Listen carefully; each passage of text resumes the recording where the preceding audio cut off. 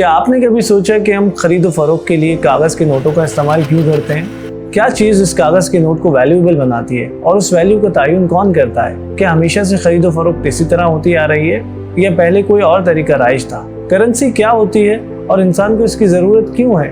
और किन मराइल से गुजर कर करेंसी पहले पेपर करेंसी और आज के दौर में डिजिटल करेंसी की शक्ल इख्तियार कर चुकी है? ये सब जानेंगे आज की इस वीडियो में। सबसे पहले देखते हैं कि करेंसी क्या होती है।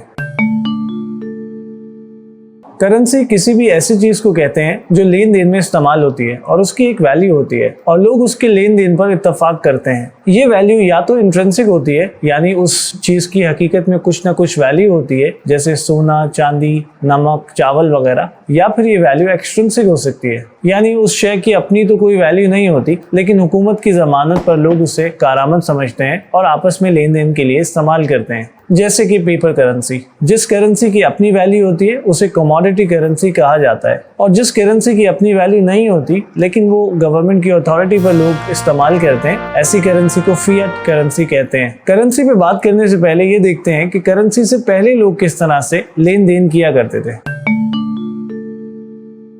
करेंसी से पहले लोग बार्टर सिस्टम का इस्तेमाल किया करते थे। बार्टर सिस्टम उस सिस्टम को कहते हैं जिसमें खरीदो फरोख्त मुख्तलिफ चीज़ों के तबादले के जरिए से होती है। मिसाल के तौर पे अगर आप सब्जी उगाते हैं और आपका पड़ोसी गंदम उगाता है, मान लीजिए कि आपको गंदम की ज़रूरत है और आपके पड़ोसी को सब्जी की ज़रूरत है, तो आप दोनों सब्जी और गंदम एक दूसरे के साथ एक्सचेंज कर लेंगे।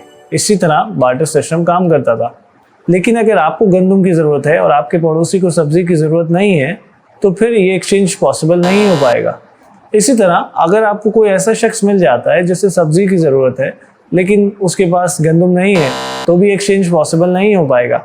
आप देख सकते हैं कि ये सिस्टम कोइंसिडेंस ऑफ वांट्स पे चलता है, यानी अगर दो लोगों को एक दूसरे की चीज़ की ज़रूरत होगी तभी तबादला मुमकिन हो पाएगा। बार्टर सिस्टम में दूसरा मसला ये था कि एक्सचेंज की जाने वाली चीज़ों की वैल्यू का तयन करना मुश्किल था। कितने किलो गंदम कितने किलो सब्जी के बराबर होगी, इसका पता लगाना निहायत मुश्किल था। बार्टर सिस्टम का तीसरा मसला ये था कि कुछ सामान ऐसा होता था जिसे तकसीम करना नामुमकिन था।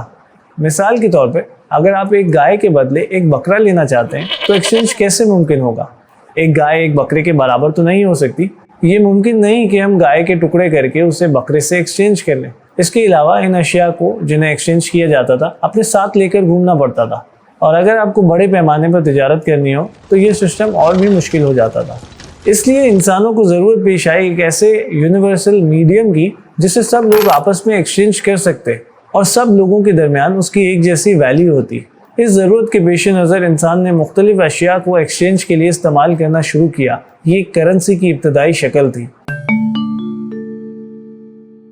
शुरुआत में इंसानों ने मुख्तलिफ तरह की अशिया को करेंसी के तौर पर इस्तेमाल करना शुरू किया, जैसे कि माल मवेशी, गंदम, चावल, नमक, काउरी शेल्स और टूल्स वगैरह।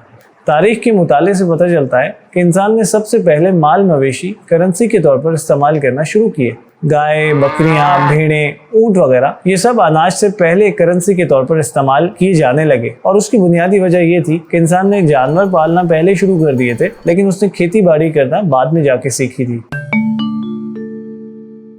काउरी शेल्स का इस्तेमाल 1200 कबल मसीह से किया जाने लगा। काउरी शेल्स इंसानी तारीख में सबसे लंबे अरसे तक इस्तेमाल की जाने वाली और सबसे ज़्यादा इलाकों में इस्तेमाल की जाने वाली करेंसी है। इसकी शवाहिद दुनिया के बेशतर हिस्सों में मिले हैं, जैसे कि चाइना, इंडिया, अफ्रीका और अरेबिया वगैरह। साहिल समंदर से मिलने वाली ये छोटी छोटी सीपियाँ हल्की और कमोबेश एक जितने साइज़ की हुआ करती थी। इन्हें गिनना और ट्रांसपोर्ट करना निस्बतन आसान था। आर्कियोलॉजिस्ट ने यह सुराग लगाया कि इब्तिदा में काउरी शेल्स का इस्तेमाल गुलामों की खरीदो फरोख्त के लिए किया जाता था।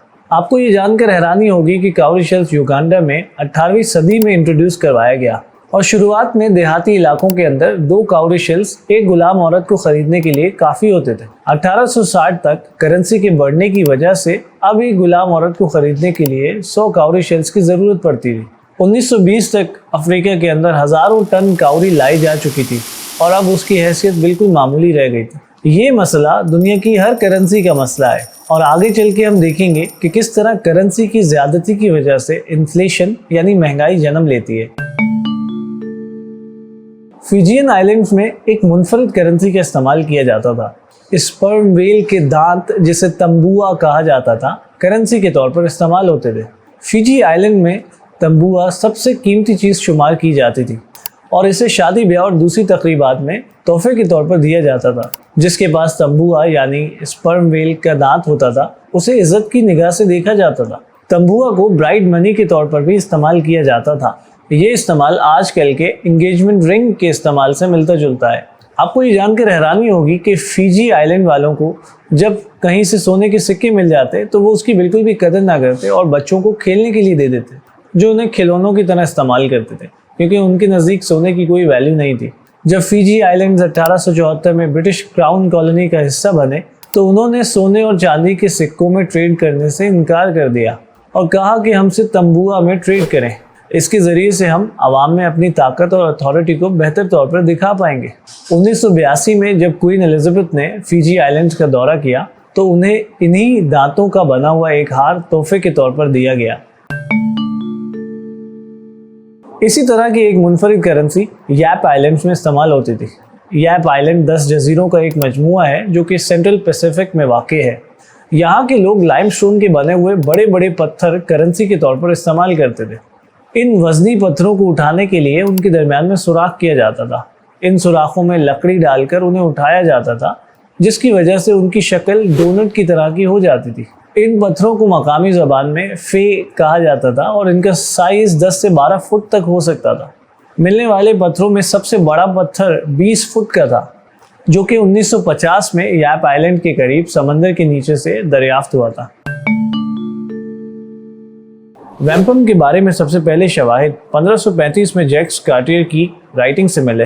वैम्पम क्लैम शेल से बने हुए होते थे, इसीलिए वो नॉर्थ अमेरिका के साहिली इलाकों में ज़ेर इस्तेमाल थे। वैम्पम लफ्ज़ का मतलब सफ़ेद है, क्योंकि ये सफ़ेद मोतियों की शक्ल में हुआ करते थे और एक डोरी में पिरोए जाते थे। काले और नीले मोती तादाद में बहुत कम मिला करते थे, इसलिए उनकी कीमत सफ़ेद मोतियों के मुकाबले में डबल या उससे भी कई गुना ज़्यादा शुमार की जाती थी।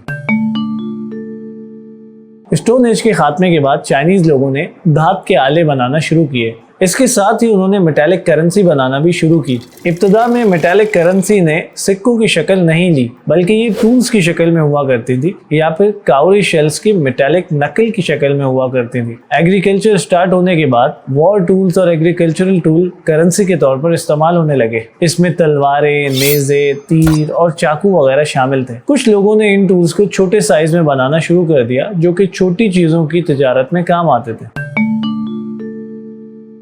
कमोडिटी मनी इस्तेमाल करने से बार्टर के कुछ मसले तो हल हो गए, लेकिन अभी भी बहुत से मसले थे जो इस तरह की करेंसी के साथ मुंसलिक थे। कमोडिटी मनी को इस्तेमाल करने में पहला मसला ये था कि कमोडिटी मनी की वजह से ट्रेड के ऊपर एक लिमिट लग जाती है, यानी दुनिया में जितनी कमोडिटी मौजूद है आप उतनी ही ट्रेड कर सकते हैं या उतनी ही मालियत की चीज़ें आप खरीद सकते हैं, क्योंकि हर शय दुनिया में लिमिटेड क्वांटिटी में मौजूद है। मान लीजिए कि आपके पास पूरी दुनिया की स्पर्म वेल्स के दांत यानी तंबुआ करेंसी की फॉर्म में मौजूद हैं।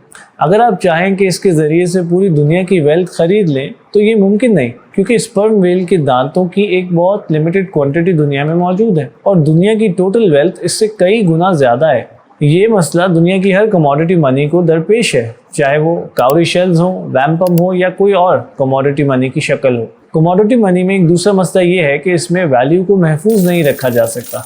मिसाल के तौर पर माल मवेशी बूढ़े हो जाते हैं और एक दिन मर जाते हैं और उनके मरने के साथ ही हमारे करेंसी की वैल्यू ख़त्म हो जाती है। एक बहुत बड़ा मसला एक्सचेंज रेट्स का है। इस तरह की करेंसीज के इस्तेमाल से शहर से बाहर या मुल्क से बाहर ट्रेड करना इंतहाई मुश्किल हो जाता है। मान लीजिए कि आपके शहर में काउरी शेल्स करेंसी के तौर पर इस्तेमाल होती है और आप अपना सामान तिजारत के लिए एक दूसरे शहर या दूसरे मुल्क लेकर जाते हैं। वहाँ पर वॉर टूल्स या एग्रीकल्चरल टूल्स करेंसी के तौर पर इस्तेमाल होते हैं। अब आप किस हिसाब से अपना सामान बेचेंगे? पहले तो आपको ये नहीं मालूम कि आपको इस सामान के बदले कितने वॉर टूल्स लेने चाहिए। दूसरा ये कि जब आप वो टूल्स लेकर वापस अपने शहर जाएंगे तो आपके शहर में उन टूल्स की कोई वैल्यू नहीं है।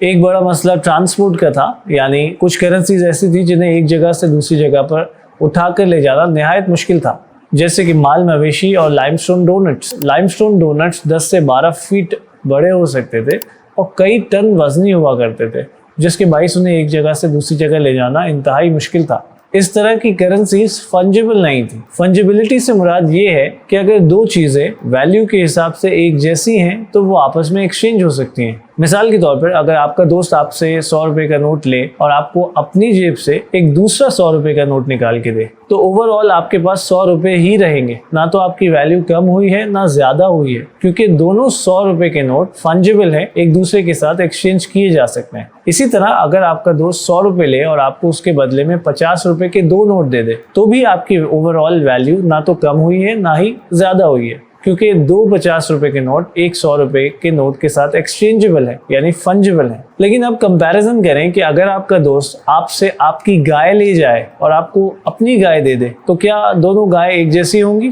नहीं, दोनों गाय एक जैसी नहीं होंगी, ये दोनों एक्सचेंजेबल नहीं है। हो सकता है कि आपकी गाय बूढ़ी हो, उसकी गाय जवान हो सकता है आपकी गाय बीमार हो, उसकी गाय बीमार ना हो। अगर दोनों गाय एक ही उम्र की हैं और बीमार नहीं है, तब भी वो दोनों एक्सचेंजेबल नहीं है, क्योंकि वो बिल्कुल एक जैसी नहीं है। लेकिन 100 रुपए के 2 नोट हर लिहाज से एक दूसरे के बराबर हैं।